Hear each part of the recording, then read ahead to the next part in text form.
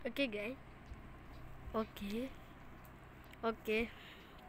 Saya tengok aman, tapi saya rasa dalam tu kot si badut mesti ada lagi rupanya. Oh, saya dapat melihat guys, tapi iklan dulu, sabar ya. Sabar. Okey, jom kita melihat kat situ. Okey. Ya. Kenapa tak buka? Kat sini bukan ke? Aduh, tak ambil cover. Bukan ikat tu apa dekat bank. Saya salah tempat. Sorry ya. Aduh, kena jalan cepat. Kena jalan cepat ni. Aduh. Saya rasa saya kena jalan cepat.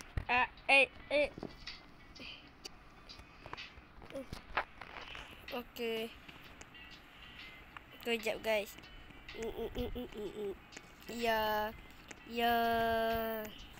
Berenang. Ya.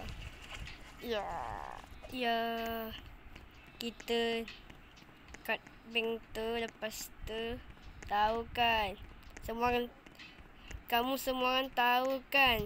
Rupanya kat mana? Semua orang mesti pernah masuk ni. Semua orang mesti pernah masuk. Yang peminat main game Roblox.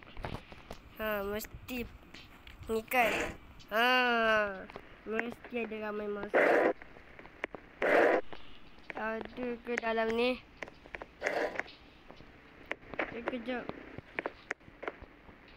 Kejap, dalam tu ada si badut lah guys.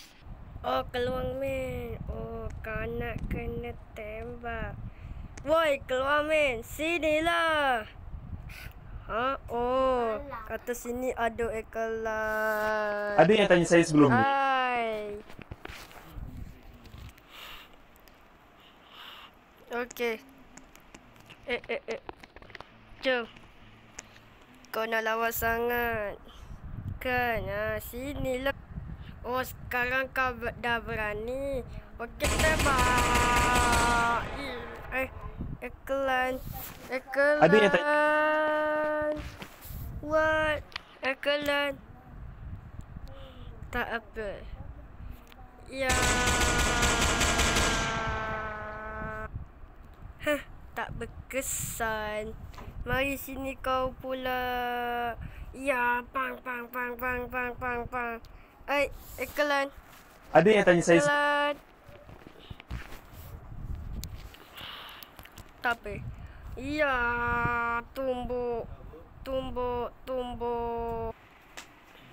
Aduh, saya dah mati. Tidak. Padai muka kau, badut. Jangan belagak. Tu dah macam jahat, okey? Okeylah guys, sampai sini saja video kali ini. Ini adalah episod terakhir. Okey, bye-bye semua. Assalamualaikum. Iklan pula.